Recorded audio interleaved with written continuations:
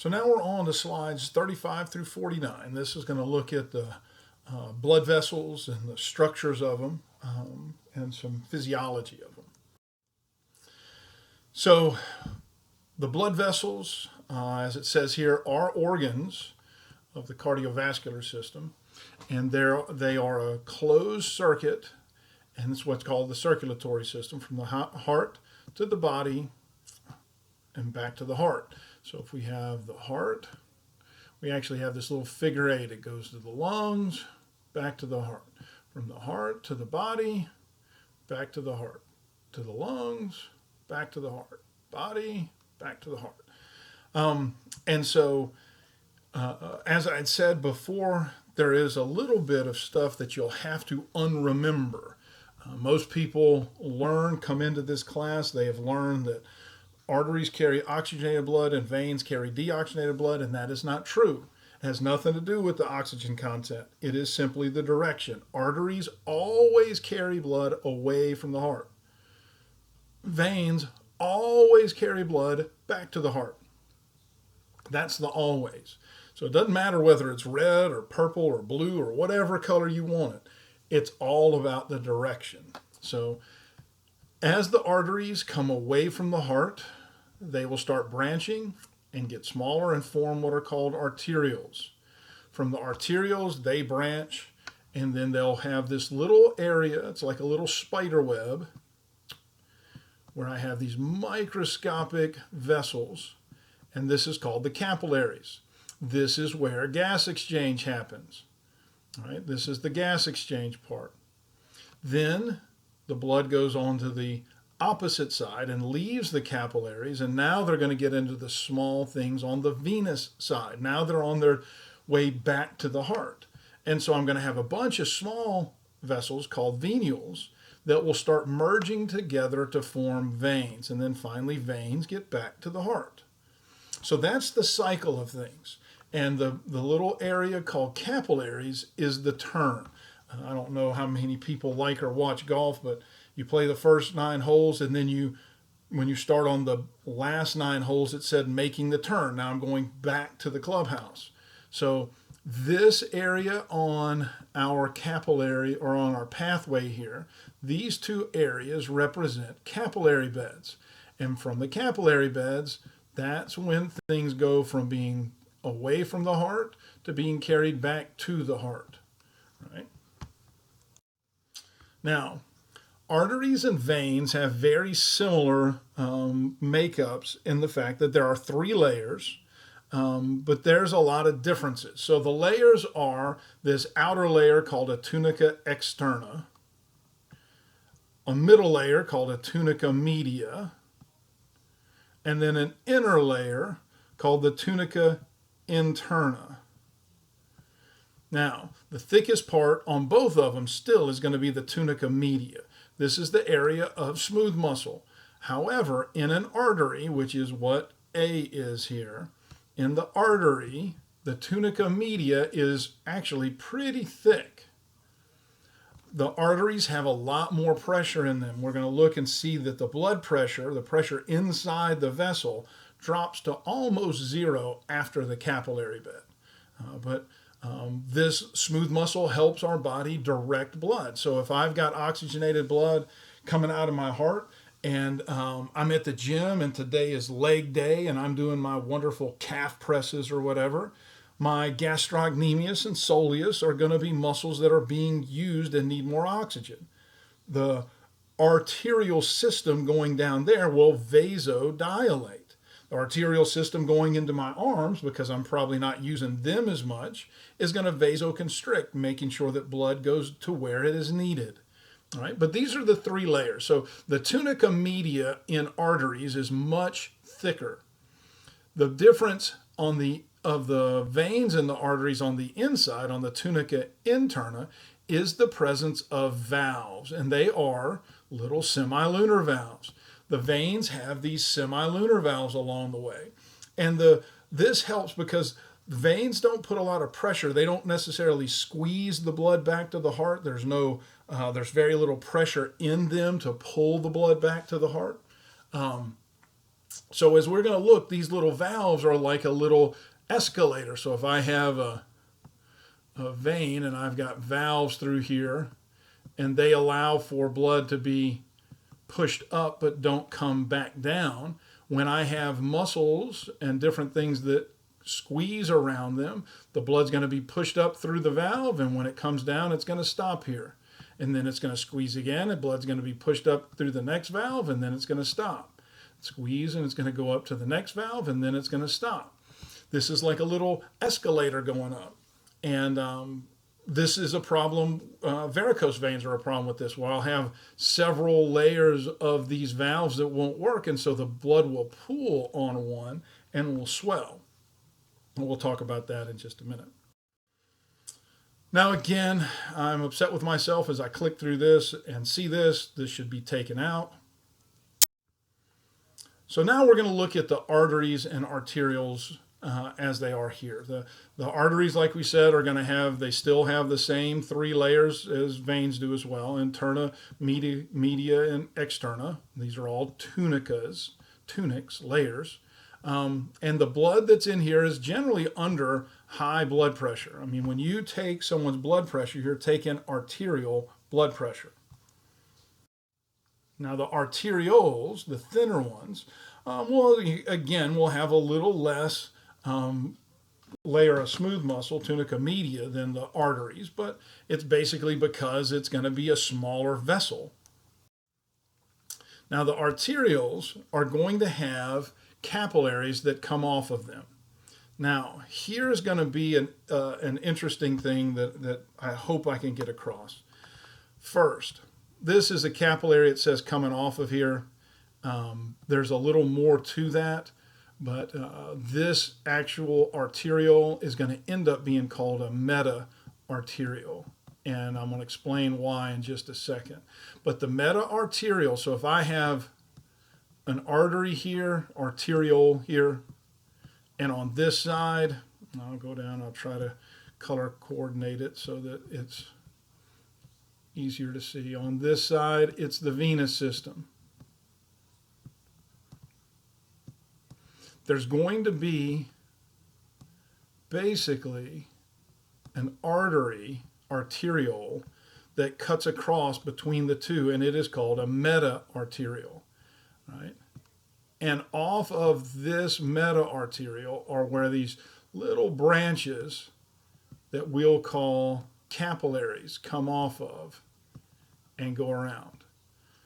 Now this little thing called a precapillary sphincter is only going to be found on the arterial side, and they're going to be right where this capillary comes off this meta-arteriole, and they help regulate how much blood gets put into that capillary bed. We'll go to the next slide, see if it shows any better. This is kind of a little better. So this shows the meta-arteriole. That's the connection between the two. I wish it wasn't all, I wish they wouldn't have tried to make it somewhat lifelike. That's not lifelike, but somewhat. They just draw it plain to help it see it. But so the red over here is the arterial side in this, because this is going to be the systemic circuit. The blue on this side is the venous side. So as the blood comes through and gets on this meta-arteriole, you're going to have the capillary bed branch off of it. Now, the capillary bed is simple squamous epithelium. The capillaries are one cell layer thick of flattened cells, and that makes them semi-permeable, right? There's fluid can pass through. Now, the capillary blood flow is controlled by things called the precapillary sphincter. Now, let's say, again, this area here, this capillary, I just said that, I went to the gym and it was leg day and I was doing calf raises. So a capillary bed inside my gastrocnemius, as those muscles start contracting, I'm going to get through and use the amount of ATP that's normally there. I'm going to go through after a few of those calf presses. I'm going to burn through the creatine phosphate that's there, and then I'm going to get into cellular respiration. anaerobic and aerobic respiration. The byproducts of those, of getting into that, all right, so I'm using energy, that muscle is being worked. I'm going to have an increase in heat, all right? Remember that over 50% of all of the energy that is released in a muscle contraction is released as heat. So if you're talking about all of this energy to contract that muscle, there is more energy going into releasing heat. So if I am exercising, this little area where the capillary bed is going to have an increased heat. I'm going to decrease pH, which is another way of saying I am going to increase acidity.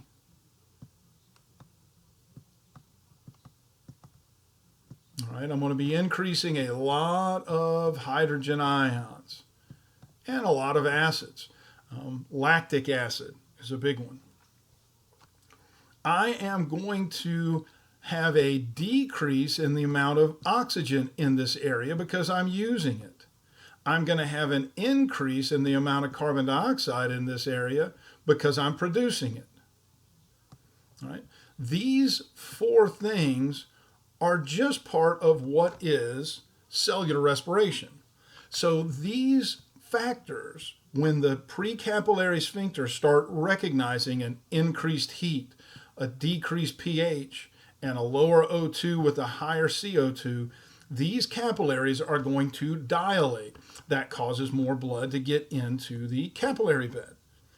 When these all go down, so my heat decreases, the pH gets back to normal, O2 gets back to normal, CO2 gets back to normal, these precapillary sphincters will start contracting again and slowing things down. So they're self-regulating.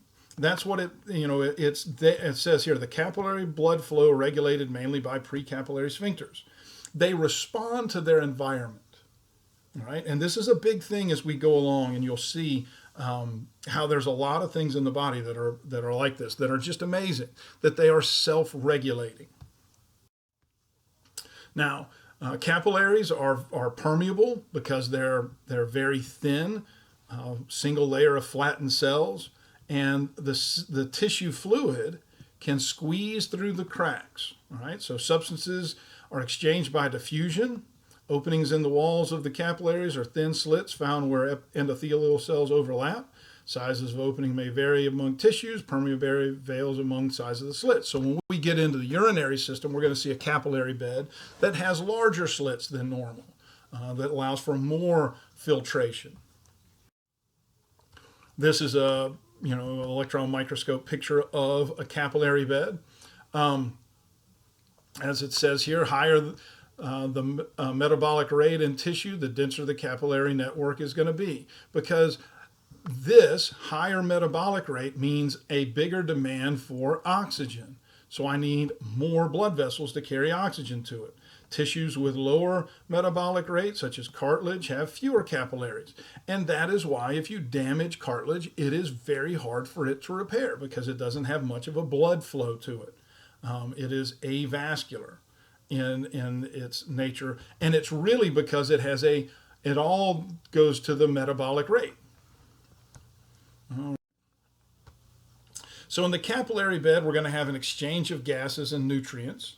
All right, so it's going to, diffusion is the main one. Lipid soluble substances move through or diffuse through cell membranes because a cell membrane is semi-permeable. Things that are lipids, which are non-polar covalent bonds, if you can remember that. If not, it's not a big deal, but non-polar covalent bonds mean there's no positive or negative pole. Those are all lipid soluble substances, and they move through the cell membrane like it's not there. So lipid soluble substances diffuse through. Water soluble substances will diffuse through the membrane channels if needed, but mainly through these little slits. This is a big one, filtration. The hydrostatic pressure, or said another way, the blood pressure, forces molecules through the membrane. There's pressure behind it. The pressure is pushed through, and it says the pressure is derived from ventricular contraction. Again, that's just a very fancy way of saying it's from the blood pressure, because the blood pressure is due to ventricular contraction. And then we have a big one on the venous side of the system, osmosis. Remember that osmosis is the movement of water. Water is going to move from areas of low concentration to high concentration. And we'll go over that in just a second. So we've got this capillary bed. This is going to be in the systemic circuit. So this is the oxygenated blood dropping off the oxygen. So the blood is going to move into the capillary bed, and at this point, the pressure behind it, the blood pressure, is going to be pushing the fluid out. All right. So as the fluid goes out, it is going to carry oxygen with it. Now, there is no way that the cells can get out through here. It's hard enough for big molecules to get out, but for a cell, it's impossible. And so if you go back, you remember we talked about the plasma proteins. There was a protein called albumin. It is too big to fit through these little slits, so it stays in here. So imagine at this point of the blood, we have 45% formed elements, 55% plasma, right? Does everybody remember that? I hope you do. That's what whole blood is. As I'm losing fluid, that's this part, this is going to start going down. As we lose fluid on this side, let's say now it is 45%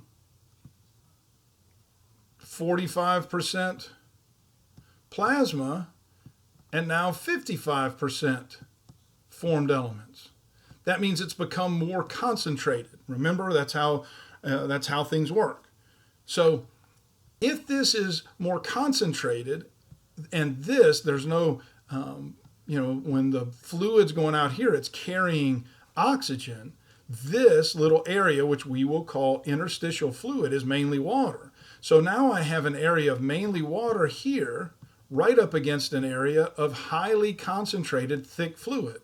So the water is going to be pulled back in by osmotic pressure. So there's a cycle. It's pushed out by hydrostatic pressure on the one end and pulled in by osmotic pressure on the other. And the osmotic pressure is created by the fact that the fluid is leaving on this end. It's a reinforcing cycle. Now, here's one of the things to understand as well, because we're going to look at this in the next chapter. This is a lymphatic capillary, all right? There is an amount of fluid that exits that does not return. So there's a constant buildup in the interstitial fluid of pressure. As the pressure builds, that pressure will open up these little passageways to allow this interstitial fluid to get into the lymphatic system. At that point, it's called lymph. We're going to study that in a minute, or in the next chapter. These two things in this cycle are very intimately related. That's why if you've ever seen edema, one of the main problems or main causes of some of this edema is circulatory problems, cardiac problems, heart problems, because it backs things up. Now, anyway, we'll get into that in a later time, but this is what I want you to know. On the arterial end, it is hydrostatic pressure, which we can relate to as blood pressure, pushing the fluid out. The fluid is carrying oxygen. It drops off the oxygen to the cells. It picks up the carbon dioxide. And as the fluid that's left in the capillary keeps moving through, it becomes more and more concentrated. That concentrated fluid on the venous end is like a big magnet to pull the watery fluid of the tissue, interstitial fluid, back in. Now it's carrying carbon dioxide. So this is the way we have gas exchange and how a capillary bed works. Now, once it exits here and gets back into an actual vessel that's not a capillary or a meta-arteriole, now we're in the venous system and we're in venules. So the venules are going to transport blood from the capillaries to the veins. They've got really thin walls, and so you can kind of see that, on this one, you can see this is a much bigger vessel, but you can see how thin the wall is here compared to this smaller vessel that has a very thick wall, right? So the arterioles are going to be thicker walled than venules, as well as arteries are thicker walled than veins. So the veins, as we said, have these little valves on the tunica interna. And these valves are what allow for the blood to keep moving back to the heart, because it's going to be pushed up through the valve. And then when that blood tries to go back, the valves balloon up and stop its passage back. And then it moves up to the next one. Now, in this, the blood is going to be more prevalent. There's more blood in the venous system, and that is why the venous system is called the blood reservoir. And we're going to look at that in just a second, like now. So this breaks down where blood is at any given time. And as you look at this, you will see that by far 60 to 70% of all of your blood at any given time is in the venous system. And this is because if I want to start exercising and I need more red blood cells to carry oxygen because I'm exercising, I can start increasing the volume of my heart, increasing the volume of the systemic arteries, because I can start pulling blood out of the venous system and lower this for a little bit until I'm done with it. And then this will start slowing down, this will kind of slow down, and then this will raise up. That's why like I said, the venous system is considered the blood reservoir. Now this again is the pattern as it goes through. It's leaving the heart, goes to the artery. From arteries, it's going to go to an arteriole. From an arteriole, it's going to go to a capillary. At the capillary, I'm going to have this gas exchange, even in the lungs, because it's exchanging opposite of what it is in the tissue. So once it hits the capillaries and it leaves the capillary, now I'm going back to the heart, and I am now in a venule that's going to go to veins, and then the veins go back to the heart. That is the cycle. Maybe I'll do black.